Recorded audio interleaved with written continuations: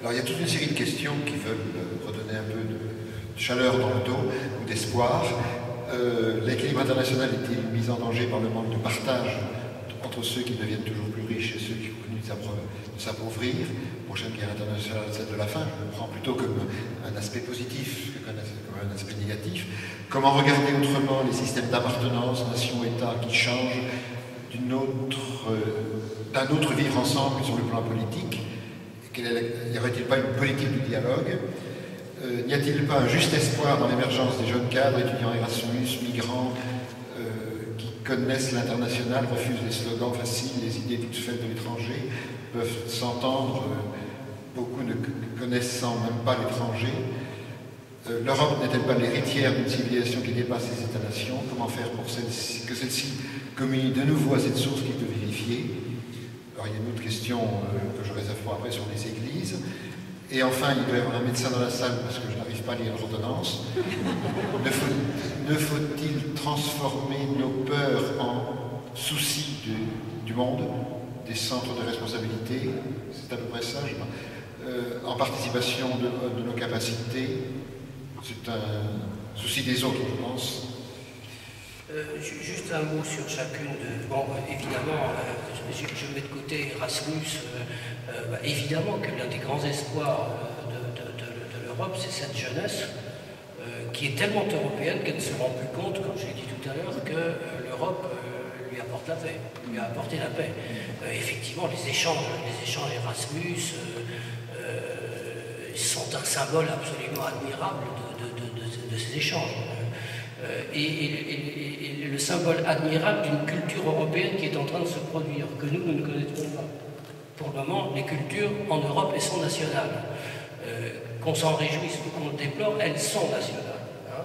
Et les démocraties européennes se produisent dans le cadre des États-nations. On peut le déplorer, hein. On peut être fédéraliste. Bon, mais pour le moment, c'est comme ça. Je pense que cette nouvelle génération arrivera à créer un esprit, une citoyenneté européenne. Le problème, c'est qu'est-ce qu'on fait entre les deux? J'ai une grande foi sur ce que pourrait devenir cette Europe structurée par cette jeunesse qui aura vu autre chose que ce que nous avons vu. Hein, mais simplement, c'est extrêmement long de créer un peuple. Et créer le peuple européen, ça sera très long. Et le problème, c'est qu'est-ce qu'on fait entre les deux? C'est ça, la question. Comment on se débrouille? Qu'est-ce qu'on tricote entre les deux? La guerre des pauvres contre les riches, pour résumer, j'allais dire hélas, je n'y crois pas. Je dis hélas parce que ça serait justice, si je puis dire. Mais je n'y crois pas pour deux raisons. D'abord parce que, comme disait Bernanos dans une très belle phrase, la révolte c'est une idée du dimanche. C'est-à-dire que la révolte c'est déjà une idée de riche. Les pauvres se révoltent rarement quand ils sont très pauvres. Quand ils commencent à devenir riches, ils commencent à devenir un peu plus dangereux. Mais les pauvres se révoltent rarement. Autrement, il y a longtemps qu'ils auraient demandé justice. Et puis j'ai un deuxième argument qui est que les rapports de pauvreté dans le monde sont en train de changer quand même. Je ne suis pas du tout un défenseur hystérique de la mondialisation, mais objectivement, l'ouverture des frontières qui a produit un boom du commerce mondial a beaucoup enrichi les pauvres de la planète. Elle a encore plus enrichi les riches. Et les inégalités à l'intérieur de nos sociétés n'ont jamais été aussi importantes depuis le début du XIXe siècle. Jamais. Mais il est incontestable que la production des pays pauvres et la part de commerce international des pays pauvres est beaucoup plus importante que dans les années 80, par exemple. Donc il y a quand même un processus de développement qui est un processus de développement anarchique, dangereux, inégal, inégalitaire, injuste donc, mais il y a un processus de développement. Le problème c'est combien de temps il va durer, mais il y a un processus de développement à l'heure actuelle. Donc je ne crois pas que ce soit le moment de parler de la grande guerre des pauvres contre les riches. Je crois que j'ai un peu, je ne peux pas répondre à tout, donc je vais en garder pour les autres. Alors maintenant, il y a la série de questions que vous avez un peu appelées de vos voeux, des questions plus techniques et plus précises. Il y en a deux, l'eau, une sur l'Europe, on va peut-être penser commencer par celle-là parce qu'elle est un peu moins nombreuse et laisser la fin pour les questions qui manifestement préoccupent les rapports à l'islam. Donc d'abord l'Europe. L'alignement présenté comme irrésistible sur le pays le plus vertueux en Europe, l'Allemagne, n'annonce-t-il pas la fin de la solidarité européenne? Et deuxièmement, y a-t-il un intérêt à un bloc Europe-Russie pour contrebalancer le bloc Asie et le bloc Amérique au pluriel? Donc France-Allemagne, Europe-Russie. Là, je vais faire une remarque de commentateur, parce que je n'ai pas de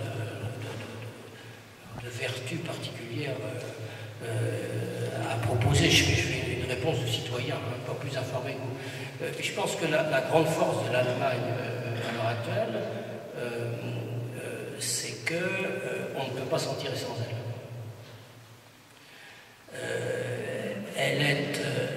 Elle a une position géopolitique centrale en Europe, d'équilibre etc. Elle est le plus lourd pays démographique. Elle est un pays qui a su garder une production nationale importante, contrairement à d'autres, en particulier comme la France ou les pays du sud de l'Europe. Et elle a une économie qui fonctionne sur un certain nombre de cycles vertueux.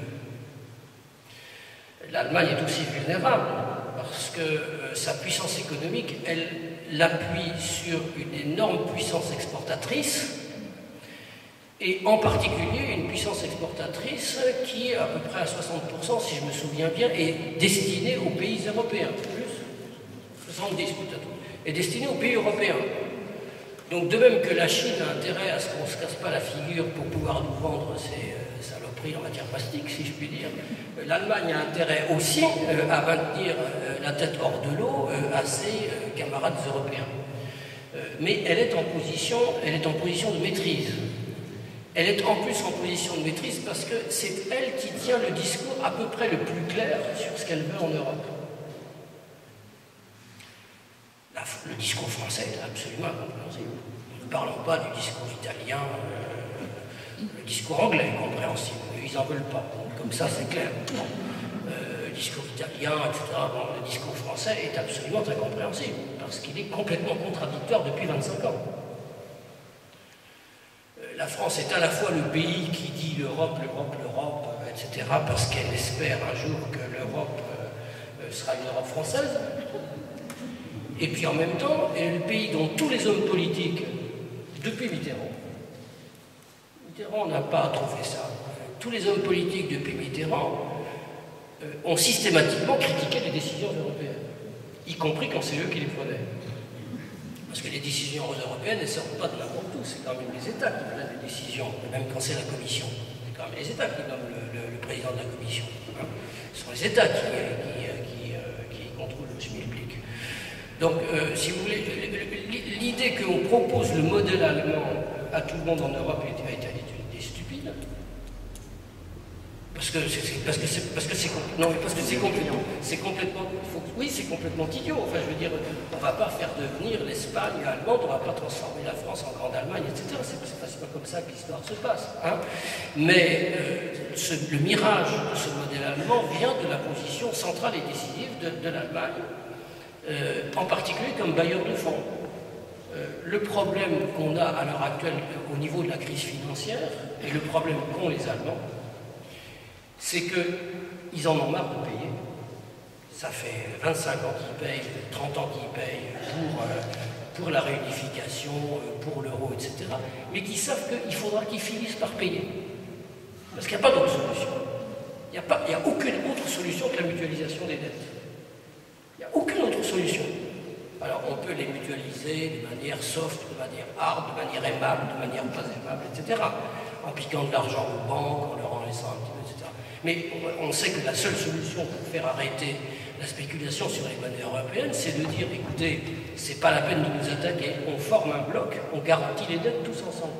Et on a une puissance économique, nous autres Européens, qui est largement supérieure à la puissance économique de tout autre groupement dans le monde. Et le jour où on dit on garantit les dettes, je veux dire, il n'y a plus de problème.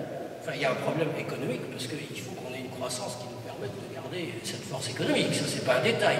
Mais la crise monétaire en soi, la crise monétaire, elle peut être résolue que par une européanisation des dettes. Et le dispositif central de l'européanisation des dettes, c'est les Allemands. Si les Allemands ne veulent pas, il n'y aura pas d'européanisation des dettes, puisque c'est eux qui ont les capitaux restants.